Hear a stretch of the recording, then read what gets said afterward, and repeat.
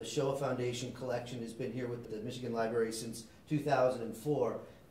Was one of the first universities to bring the collections in, and I couldn't be more thrilled. So I'm just going to start with a video, because we're mostly a video group, and it's an introductory video to the Shoah Foundation for those, just to give everybody a little bit of background. Making Schindler's List was an experience that truly changed my life. Filming just outside the gates of Auschwitz-Birkenau, I realized that had I been standing on that exact spot at a different point in time, I more than likely would have been killed too. I remember talking to a lot of survivors during the production. How did you survive? By miracle. It was one of the first moments that made me realize that there were many, many stories that needed to be told. That's how the Shoah Foundation began. It began because my wanting to continue Schindler's List. It was a tremendous undertaking. There were thousands of people all over the world who came together to collect the 52,000 survivor testimonies. Une interview de Madame Annie Abelanski. The location is London, England. Henryk Mandelbaum, w języku polskim. Malka de Hausmann. See? Okay. The original collection was taken in 56 countries in 32 languages. The survivors gave us their testimony so that we would tell the world and educate future generations. I'm at an age where I don't know how much longer I'll be here. I felt it's important that it's not forgotten. The survivors who give us their stories trusted us to hold on to those stories and teach with them far into the future. So it's our responsibility to preserve them, to make sure that they're here now and 100 years from now. We are deeply committed at USC Dornsife to the longevity of the Shoah Foundation Visual History Archive. We cannot imagine a better place for this archive to grow, to be deployed for good in the world, and to be this incredible tool that can be wielded for research and education. The testimonies go beyond what you can find in a book, beyond what you can see on a blackboard, beyond what you can type on your iPad. This archive is based at USC, but we have many university partners around the world. We work with faculty and students in many disciplines. Students are watching testimony in their own languages, learning what it means to be human and to go through that experience and to make it part of their story in the world today. We're going to be listening to individual stories because history happens to individuals. Two little boys came in, and they were looking at my father, just staring at him. The one said, well, we were told when you look a Jew in the eye, you can see the devil in there. He says, I just wanted to see if that's true. A little 8-year-old kid. Genocides have not stopped since the Holocaust. It's really important to expand the archive with new content. We're now collecting testimony from a variety of different genocides that have taken place in recent history. We really can't compare human suffering, but the causes and consequences of violent and genocidal societies we need to understand better and deeper. All these examples of intolerance and racial hatred have to be taught, so the young people, the next generation, will never allow this to ever happen again. Young people are forming who they want to be. They're developing their identity. They're figuring out what they think about things, how they should be behaving. I always feel guilty, like if something happens to someone else and I just sit by and watch because I don't want to get involved. And I think it's important that you do get involved. There will be occasions when we have to make the choice. Are we bystanders or do we act? Our attitudes really do matter to the way in which the world works. If we can't make this work in our own backyard, we'll never make it work in the world. When you see an injustice, stand up and speak up and take a stand. Try to understand each other. And if you cannot love each other, at least respect each other. We have a message. We were there. We can talk about it. I've seen young people, young students who have seen these testimonies. It does change them. And that always gives me hope that the more we get this out into the world, thousands and someday millions of young people will be in some way changed by this. And these survivors who are now educators, they can change the world.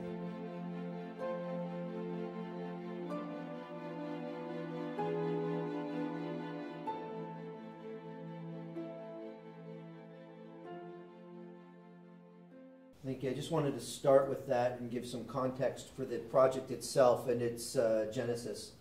So in 2006, Steven Spielberg, after $300 million worth of effort to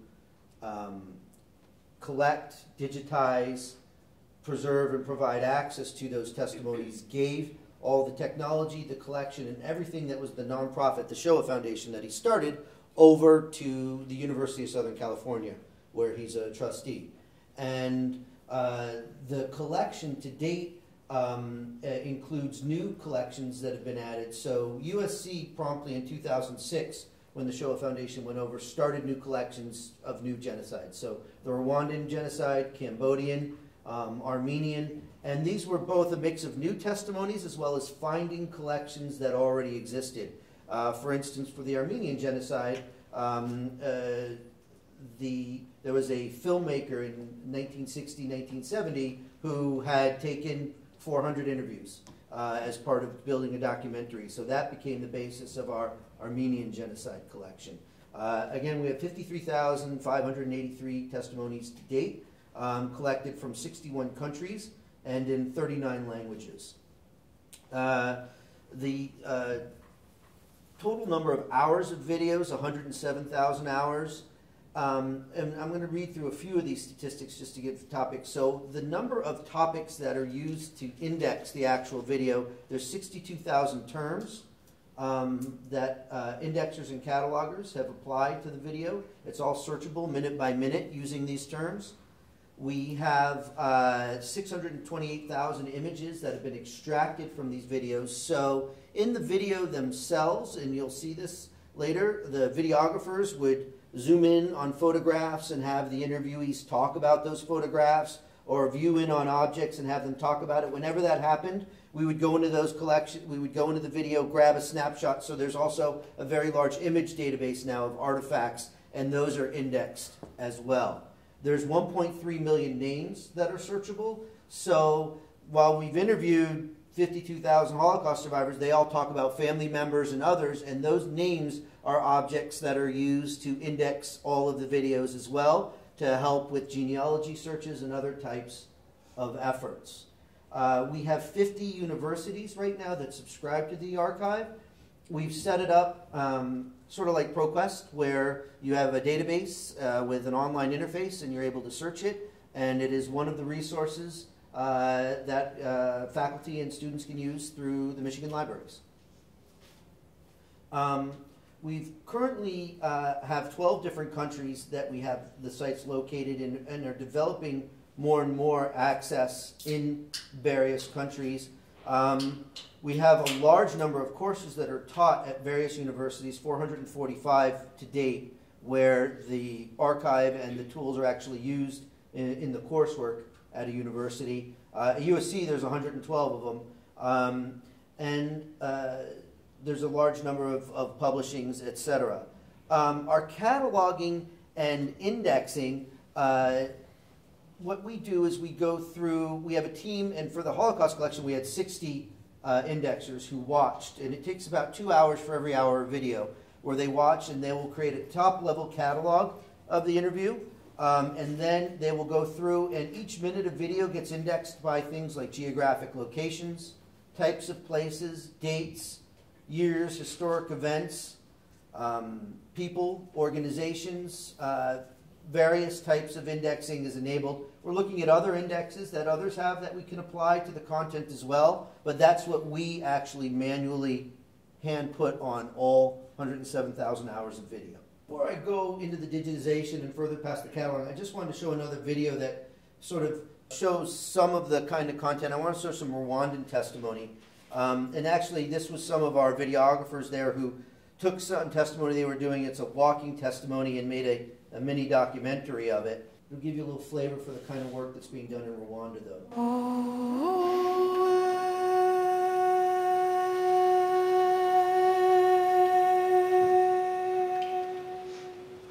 Nitwa Morogarasi, navukiye ku Gisozi.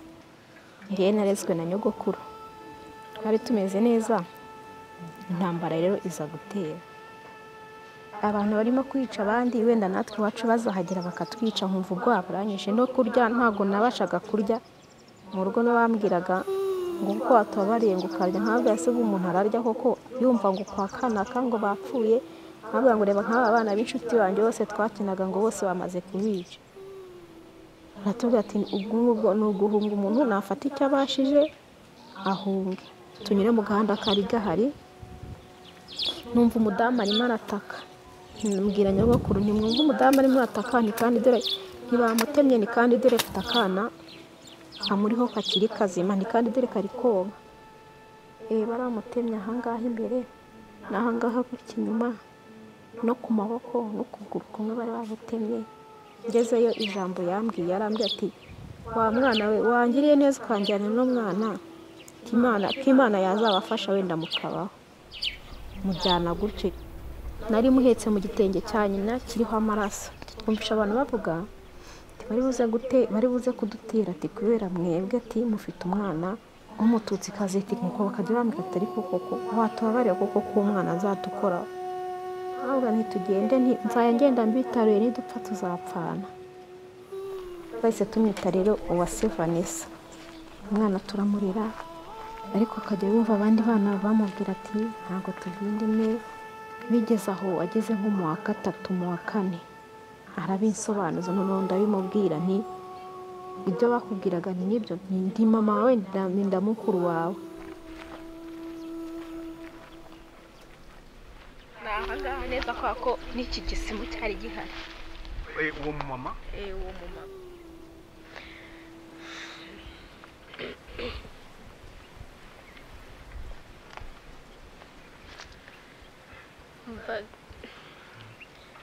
rangiye kimwe kubaza wumvaga nyine uko wenda mbonaga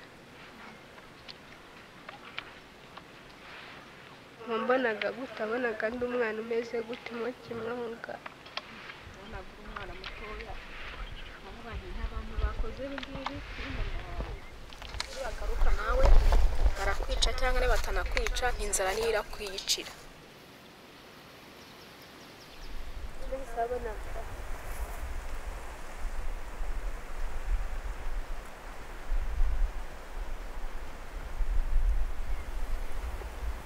wabonaga asabye ku bundi umubyeyi wese wabonaga ganura umubyeyi w'inzobe yari inzobe ubwo nkeka ko wenda we wasaga na papa wawe famiye yawe nayo iranyaga maze nyuma mbi nyine byaragiye bigakomeza gutyo tukagenda tukagera ahantu bakangura ati se umwana wamusize hasi atazatwicisha kizaga icyaho ngaho nyine bakuzaga ko bagendaga bavuga ati natwe dushobora gupfa kubera uno mwana kuko nawe ari umututsi twe tukawenda turi abahutu cyangwa natwe tukaba twacice ibitwica twabihunze ariko twaba tugufite bakatwica bakamwabona imishyira hasi nkavuga nti mwebwe mujye mugenda imbere ninjye nzagenda inyuma nidupfa tuzapfana mwebwe musigare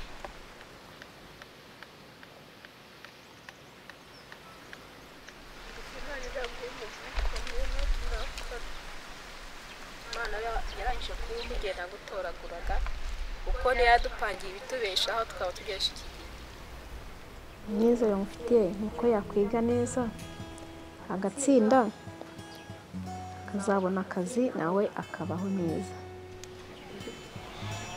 basi nawe mfite no kugira ngo njye nzabashe kugira ngo abarenganye njye mbarenganure mbarumva nanjye kugira impuhwe ari cyo kintu cya mbere cyanjemo cyangwa nko kimwe kuba judge cyangwa umuganga nakoze igikorwa kandi nanjye nari umwana warenze undi ugasa urumva mesaje grande naguha nyine nuko nyine mu buzima bwawe wazakomeza ukagira neza ntabwo njye nshobora kuzakwibagirwa aho najya hose cyangwa mu buzima bwose nabamo ntabwo nakwibagirwa. In the cataloging, for all the interviews, they're listened to in their native language. So if they're Russian or Kenya, Rwandan, they're listened to in their native language, and then we index in English. And then if you want to search it in another language, you just need to translate the actual index. So, and then for some of the testimonies that are in languages that there's not a lot of people who speak them, like Kenya Rwandan, will actually do the captioning as well. For collections that are existing that don't come in born digital, we have mass digitization systems. We can process about 100,000 tapes per year. These are robotic systems where kind of look like the soda machines. The little robot arm goes up, grabs a tape, sticks it in a tape deck, and then each deck is hooked up to a digitization computer, and then each computer can make up to 200 different kinds of files. We use Motion JPEG 2000 as our archival format, the lossless version. And then we made for the Holocaust collection MPEG 2s, Flash, Windows Media, QuickTime, and MPEG 1. But we can make many different formats, and that changes as different collections come in and have different requirements. If we know we're going to do a lot of heavy editing in one, for instance, we might make a ProRes version as well as an MPEG 2 version for working with it. We also, as everything comes in, we do two things. The first is we create a SHA-1, a checksum, a hash function, where that way we know as soon as the file is created, as we move the file along. For those who don't know what SHA-1 is, you pass a file through this algorithm, it gives you a unique number. If you pass that file through that algorithm and get a different number again, you know the ones and zeros are starting to flip, and we call that bit rot. What we see at the volume level is film. We're conservatively giving it about a 50-year age as a piece of media before you see age-based rot. Videotape 20 years, hard drives 5 years, data tape like LTO 3 years, optical like DVD 2 years, based on manufacturing. Though the newer the technology, the faster it rots. As soon as we get something into a digital file, we take this digital fingerprint, this value, so that whenever we pass it along, we can know if there's any problems with it over time or in real time. For instance, in real time, we see issues buying new 10 gig networking cards. You can get bad drivers where they change the data in the file and the operating system doesn't know, and they say, oops, just update the driver and you'll be okay. But, you know, by then your data is not okay. So we monitor this quite often. We also, for content coming in, monitor the signals coming off of the tape, looking for various errors. We do a lot of error checking on the video. Video is a mechanical process. You see things like chromostrobing, flickering, all kinds of different errors that are chronic in mechanical processes, especially for older videotape processes. And so this is a graph, for instance, where video comes in and you've got 30 frames per second and 2 heads on the camera, and you've got you've got luminance, PB, and PR signals, and instead of rendering them all into a picture, you can keep them all separate, all these signals separate in a database, and you can start looking for errors. So for instance here, these pieces of dropout show that there's problems on the tape and we're losing data there. You start looking for that chronically, and then that particular content needs digital restoration. We have quite a few pieces of technology for restoring various digital issues that occur. I'm about to start talking about storage, and I just wanted to true up everyone's vocabulary with mine. And so I'm going to talk about petabytes. So, 1,000 gigabytes is a terabyte, 1,000 terabytes is a petabyte. It goes down and down until you hit brontobytes or geop bytes. My goal in my career is I'd like to at least have a collected, cataloged, and provide access to a brontobyte of data. It sounds good because when I first moved into the Shoah Foundation, we were located in these trailers on the studio at the Universal Lot near Spielberg's offices. And when they moved us in, we had to move out the previous production stuff that was there as the Flintstones. And so we had all of these old films and these props and things that were moving out of there so that we could move in and do our work. And just the brontobyte is stuck with me. For digital preservation, currently have 96 petabytes of capacity. We have three copies that we keep of the content. Again, we have the SHA-1 based files. And what we do is every evening we look at a bunch of the data tapes. We're currently using T10KDs from Oracle. So for data tapes, there's this technology, barium ferrite. Right now, Fujifilm makes most of those tapes, and they sell them to Oracle and IBM and to the LTO consortium for folks that make LTO tapes. And those groups compete with how much data they can stuff onto those barium ferrite tapes. Oracle is currently winning in a price point, and so We have T10KD tapes in these silos. We have one at Clemson University in South Carolina, which is sort of the farthest university from USC we could find that had 100 gigabit connectivity to Internet 2, which is what we use to move the petabytes of data. So that's what we do for our disaster recovery. Although we're looking for other groups to do it, we've just signed an agreement with Charles University in Prague. They'll be our first European mirror of all of our content, and we're beginning the process of setting up the 100 gig connectivity there, and we're looking for this. We're actually looking at doing something in Rwanda, as well as a few other locations to build out the 100 gig preservation mesh for moving petabytes of data. So anyway, every evening we look at a bunch of data tapes. And when we do, we check the SHA-1 value of all the files on them. If we find even one file that has a bit flip in it, what happens is we've got a migration software where, let's say we have 3 silos. Silo 1, we find an error. In Silo 2, it's going to have its twin. So it'll go over to Silo 2, load the twin of that tape that had the data error on it, load a brand new tape up in Silo 1, copy the tape from Silo 2 into it, checking the bits as it does it, and then the tape that had the bit error on it, we just throw in the garbage. We don't try and repair it. We don't try and figure out why. Something happened. We don't care. It goes away. And so every night we look at a bunch of these and we make sure we touch every data tape once every 6 months. Also, we don't trust any data tape technology yet for more than 3 years. As soon as a data tape hits 3 years old, our robotic system loads a new one in, checks the bits, copies the 3-year-old one onto the new one, and then throws the 3-year-old one in the trash. It does 2 things for us. One, it makes sure that we don't run into any manufacturing issues that may be occurring that could give heightened damage based on age to any of the tapes. It also lets us migrate to the newest technology and optimize our footprint at our data center with the various media. One of the nice things is that we've hooked up, USC currently is the number 7, and I know it's a little bit of an arms race in terms of high performance computing for our supercomputer there, but for us what that means is we're able to process 100,000 hours of video a month and transcode it from one format to another. So let's say JPEG 2000 is not the format of the future. They come out with JPEG 3000. Instead of having to redigitize everything, what we can do is submit it to the supercomputer for transcoding, and we can go from there. Also, anything you could parallelize in Linux, let's say they finally figure out speech recognition and natural language processing in a way that really works for video, we could run that on the HPC. And that really is for libraries becoming a model of the future, cooperation with your high-performance computing center, especially as the collections and data sets start to hit the petabyte and more level.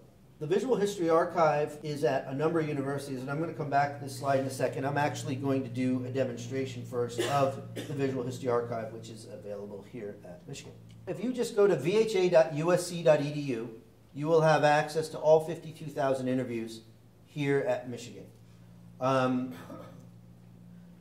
And we're adding not just the current Holocaust collections, we've just gotten a collection of 1,400 interviews of Holocaust testimonies from a group in San Francisco, and you'll start to see under European Holocaust additional dots show up as we get those processed through our cataloging and indexing and out for access. We have 2 different collections, some testimonies we've just started with and some that we got from the Kigali Genocide Memorial, and we're growing the number of Rwandan testimonies we have, and we've just started a new collection in Nanjing.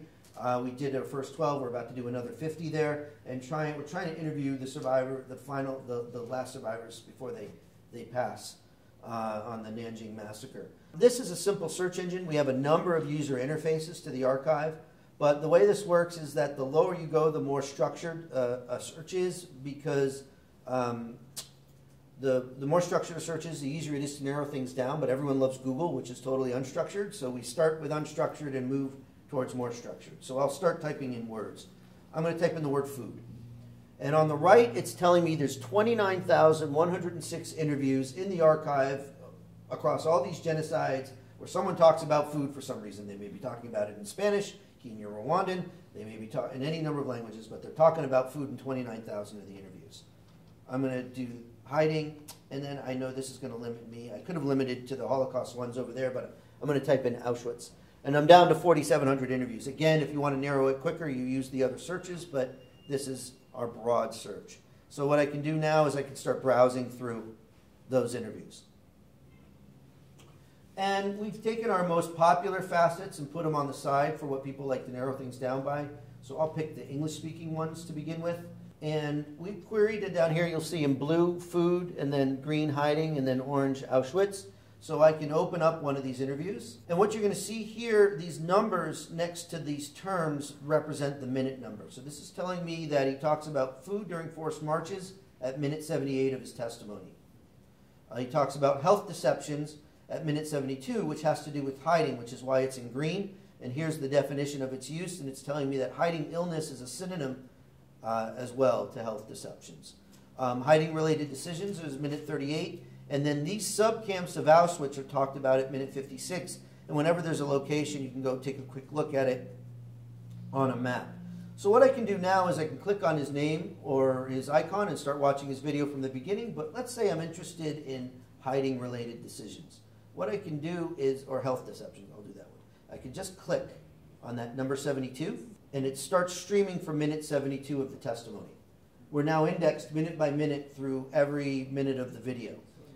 One of the things you'll notice at minute 73, there are no keywords. That's to speed up the indexing process. We said if they talk about the exact same thing at minute 73 that they did at minute 72, don't add the keywords again. You see a blank segment, you just assume it's all the same concepts, and it's a continuation of the story from the minute before.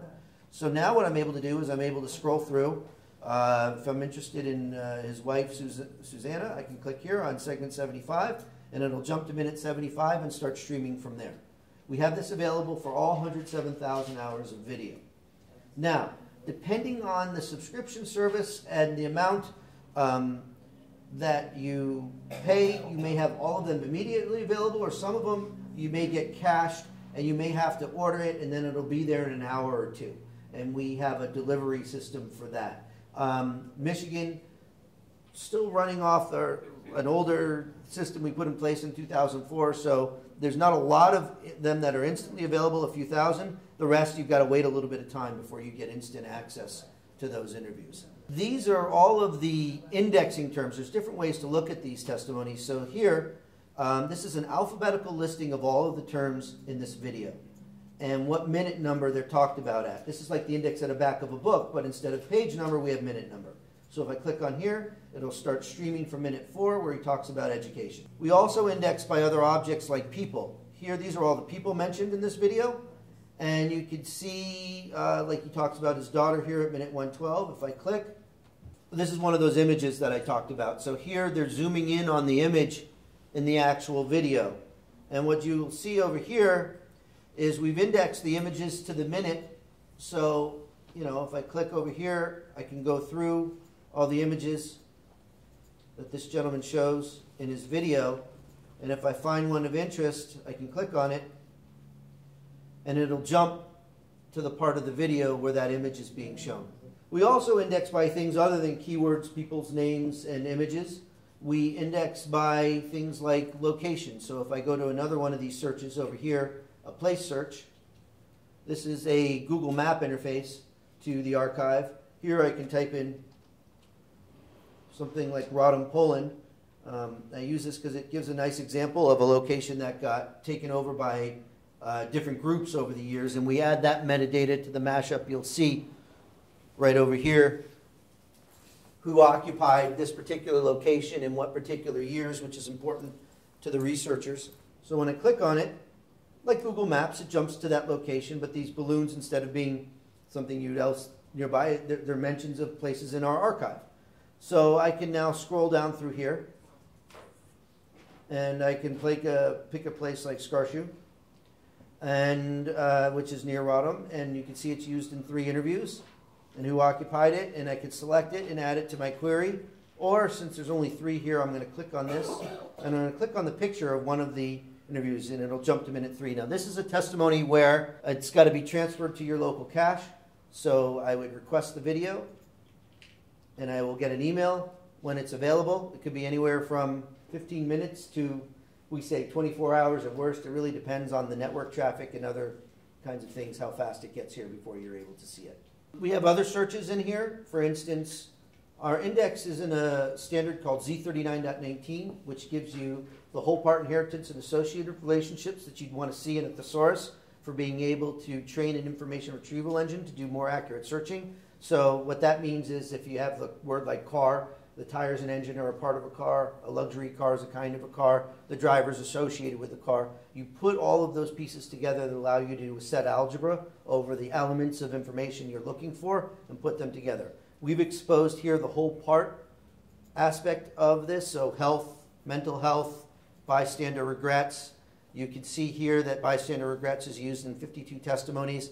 Here's all of its synonyms that'll get you to the same term and its definition. And I can start typing in words, like if I do forced march, let's do food, and I add it over. I'm going to intersect that with hunger so we get some hits. So this is telling me on the left here, there are 23 testimonies and 43 one-minute clips that have forced march food and forced march hunger in them. Now, what happens is researchers actually gave us feedback that I don't care if one keyword happens at the beginning and one happens at the end of the video, so we let them start to move them closer together. So within 1 minute, 5 minutes, 10 minutes, 15 minutes. So here, if I click on within 10 minutes, it's telling, it goes down to 19 interviews where these two topics happen within 10 minutes of each other. So over here, what we have is this person at the top here. He talks about forced march food at minute 71 and hunger at minute 76. We got together with all other camps and we marched. From there, the march was very bad. We walked for days without food. Then finally they sent ahead of time a few soldiers to prepare some potatoes, to cook some potatoes for us. So they went ahead of time, you know, to the city or village, wherever we got. Sometimes they did, sometimes they didn't find nothing in the village either. So we had nothing for days. We went on without food. A lot of people died on the way. We didn't have water. If water from rainwater or from any water you saw on the floor, on the ground, we tried, anybody tried to get a little water, dirty water, to drink. They shot them right there. Not supposed to do that. I myself had in my mind, if I'll die of hunger, I'll die. But I don't want to die shot. I never picked up any water. I never tried to do. I always tried to march in the middle, not on the sides. They shouldn't beat me. Because we're marching fives, always fives. It's to stay in the middle and not to be in the back and not too much in the front. They shouldn't see me. I was always in a place where nobody should bother me. And I figured as long as I can go like this, I'll go and that'll be it. So one of the things by putting the keyword concepts closer together, the effect that we get, which is what we want, is that the closer the terms are when you and something together, the more pertinent the stories are to those two concepts being searched on. So again, these are the locations that currently subscribe to the archive around the world. You see Michigan was 2004. And it's been quite a process, but very rewarding, meeting with all these different universities and getting the archive into their libraries. For access, we have a number of different forms of access. We have a website which has quite a bit of curated content on it, very up-to-date content. A lot of our material that is pertinent to things happening today and tying the archive to things that are happening today is on our actual website.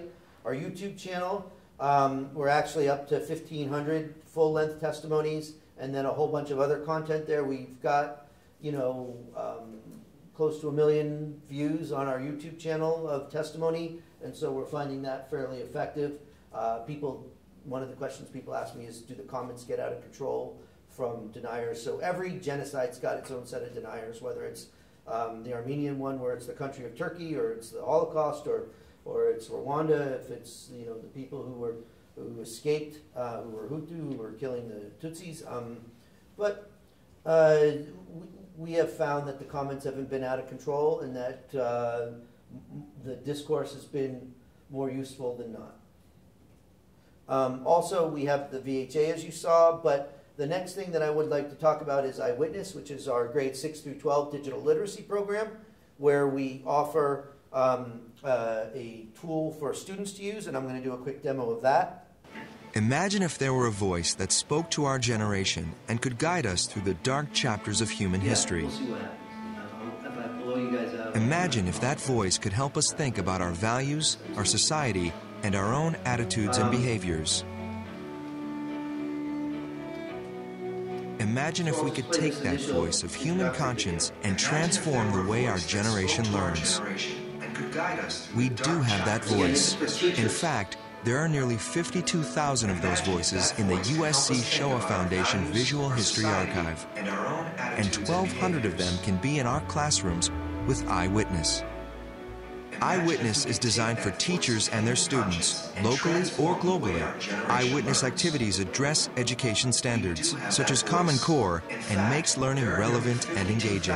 Kids and myself have been raised on video, and so when you can see somebody in video talking about their life experiences, I think naturally we make that connection. Because it uses the compelling stories from the video testimonies in an online platform, using Eyewitness builds digital, media, and other literacies critical to student success in the 21st century. I view Eyewitness as such a dynamic tool for empowering for students to have layered reading, writing, communication, back and forth with their peers. Students will like what they can do in Eyewitness: searching, watching, listening, learning, building word clouds, and producing multimedia activities. Somebody came to the barrack and said, "Who is a painter?" And somebody pointed at me. She was at an extermination camp, got out, and then worked for Walt Disney. Students will like what they can do in Eyewitness: searching, watching, listening, learning, building word clouds, and producing. By connecting with the eyewitnesses of history, students can have a deeply personal experience and think critically about how these stories connect to the world around them. The Eyewitness experience was very interesting. It taught me a lot. If we're ever in a situation like just as small as helping out a friend, we need to step up. There's a thing that happens when a student watches testimony. It's almost like your DNA and the DNA of the story, they mix, so you walk away from that experience and it changes you. Tell them, tell your children, your grandchildren, your great-grandchildren. If you met someone, you spoke with someone who was there, who was an eyewitness. Their stories really do matter because they had a first-hand experience of major events in history. There are so many powerful stories within Eyewitness. It can be used across a multitude of subjects and is relevant in classrooms around the world. The eyewitness testimonies can awaken a student's conscience, impart a deeper sense of social responsibility, and challenge them to identify with those they may perceive as being different from themselves. Her story was very touching. She brought out emotions in me, and it showed me that even though you might not have the best life, just make good use of what you have. I'd love to see if there were moments where they chose to love versus hate. And if Eyewitness played any kind of pivotal role in that, that's how I'd measure success. Eyewitness can connect students with the past, engage them in the present, and help them build a better future. To learn more about Eyewitness, visit eyewitness.usc.edu. What I'm going to do now is show you some of the highlights. So watch, construct, and share. So we have quite a bit of curated content for teachers to be able to show in the half hour to 45 minutes that they have in their class. The other thing that teachers really like is we let them build their own web pages that are called activities.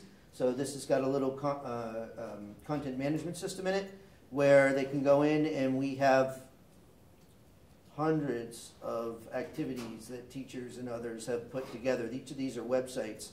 So I'm going to go in and click on one of them. This one is called Personal Strength to Survive, so I'll start at the beginning of this. And so the teacher has constructed some text and then some questions for the kids to answer. And they'll go through, and then they'll have some video clips that they brought in from the archive, and then they'll have some text for the students to read about it, and then some questions and answers for them about the actual clips that are chosen. Once the students have chosen those clips, we take them through structured search. We have videos on what is search. We have lots of scaffolding where we allow the students to go through and watch all of the various materials. So I won't click on it, but that's a whole video on what is search. Once their search is done, we give them tools like video editors. Here's ethical editing as a structure and what is testimony. But once they've gone through that, they'll launch their video editor. They're then able to access tens of thousands of hours of material and that they've queried and bring it in, and then they've got, you know, an iMovie type. I'm having a little trouble manipulating up here, but you know, you bring the videos down, you start creating your movie and your content. You can upload your own content, you can upload your own images, you can do special effects, other kinds of things. You can upload content if you have it and build your own sets of videos. I'll talk to you a little bit about the one of our efforts where, so after that they get Facebook-like communication where they're in a class. I have no class. They're able to communicate with just that class about all of their materials. In terms of sharing, here are all of the videos that there's a bunch of student videos that are posted up here. I won't play any of these, but that you can imagine they've cut together content to make a point, a specific point in their videos. So inside Eyewitness, there's 130 site pages. Right now it's 1,390 full-length testimonies, 3,700 hours. We've got 300 curated clips.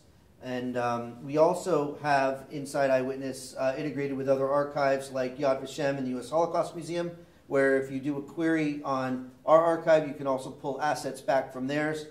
I will show one last thing in that user interface along those lines, where if I type in and do a search on something like ghetto, so this brought a lot of clips back, but I did that because you'll see down here on the left, this is narrowing their search based on different types of topics that they can do. But what I can also do is I can click on things like encyclopedia entry, and this shows me from these collections, the U.S. Holocaust Museum, the Genocide Archive Rwanda. I did ghetto, and they don't have any ghettos in Rwanda, so nothing came back. But let's say that I'm interested in the song. This is a song that's actually on the U.S. Holocaust Museum encyclopedia page, and it's some of their multimedia content. I can now save this, pull it down, and put that content in a mixed movie that I would make as a student. So again, 58 countries, all 50 states. We currently have 5,700 educators and 21,000 students using Eyewitness. These are just some visiting statistics. I'll blow through that, but basically we have quite a bit. We have the Eyewitness Video Challenge winner. I'm not going to show you her video, but it was wonderful. And this is a challenge we do every year where we nationally challenge different districts for kids to make videos that are pertinent to their local community. And then they come and show events. So we had an event with Obama this year, President Obama. The young lady in the front is the one that ended up winning the actual, her video won.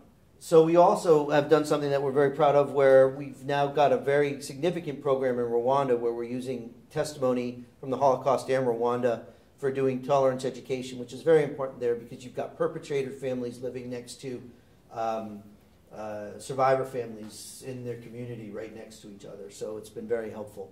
Wrapping some things up around the Shoah Foundation, there's a Center for Advanced Genocide Research that's been started, and it has sort of three main missions around the programs and minor degrees right now that it's giving. Resistance to genocide and mass violence. And this is, you can read what's on the screen, I won't read it to you. Violence, emotion, and behavioral change. And then digital genocide studies. These are the three areas that the focused school is now working on. USC in the libraries has taken all this technology for the Shoah Foundation and made a generic version of it that we now call the USC Digital Repository. I run the IT for the libraries there, and one of my missions was to bring in as many digital collections as possible. So we've taken this technology and we've built multi-tenant and private cloud systems where someone is able to use our environment to do their own digitization, cataloging, preservation, access of their materials. And we'll also do large file server services, and a lot of people need that because Amazon doesn't and Azure don't do everything in those lines, especially if you have something that has security or HIPAA compliance around it.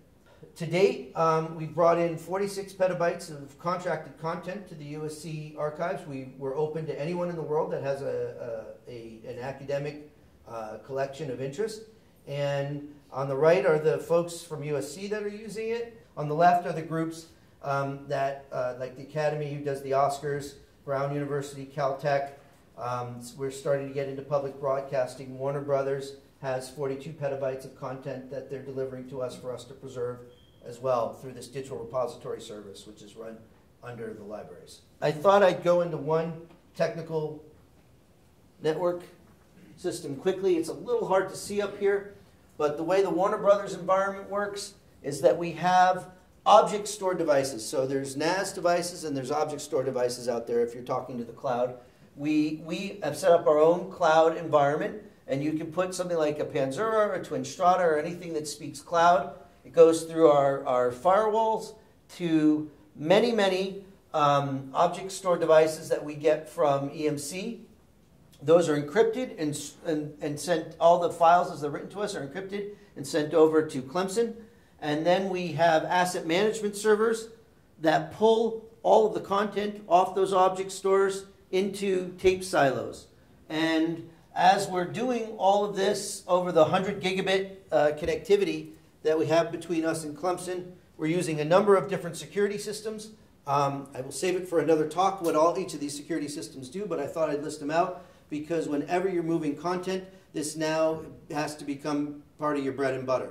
And so we're using for basically the monitoring and all of the mapping of our content, these various products. And I'm putting them up here and you can look them up later. I will leave that as an exercise to the user.